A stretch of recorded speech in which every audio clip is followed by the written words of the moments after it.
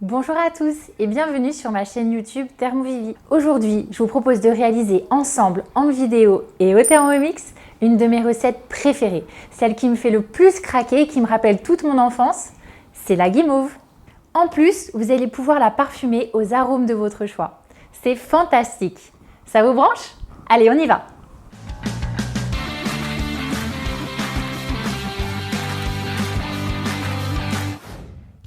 Alors pour cette recette, il vous faudra 2 blancs d'œufs, 250 g de sucre, 2 cuillères à soupe de sirop aromatisé, 15 g de maïzena, un bol d'eau et du colorant alimentaire. Comme j'ai choisi de les parfumer à la grenadine, j'ai pris du rose clair. Et 5 feuilles de gélatine. Déposez les feuilles de gélatine dans un bol rempli d'eau froide. Versez le sucre dans le bol du Thermomix. Filmez à l'aide d'un film alimentaire et remettre le couvercle par-dessus.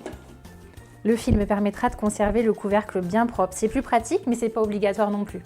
Mixez pendant 10 secondes sur la vitesse 10.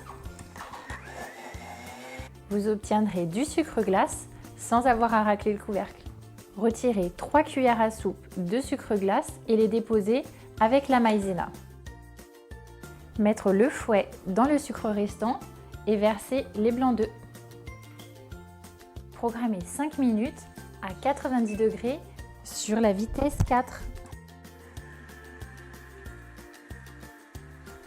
Lorsqu'il reste 2 minutes, tout en laissant le Thermomix tourner, versez les feuilles de gélatine et le sirop.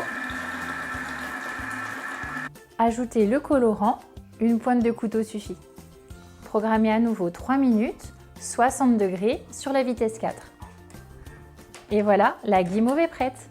Regardez comme elle est bien brillante. Avec un petit peu d'huile, graissez un moule qui fait 20 cm sur 12 pour le mien.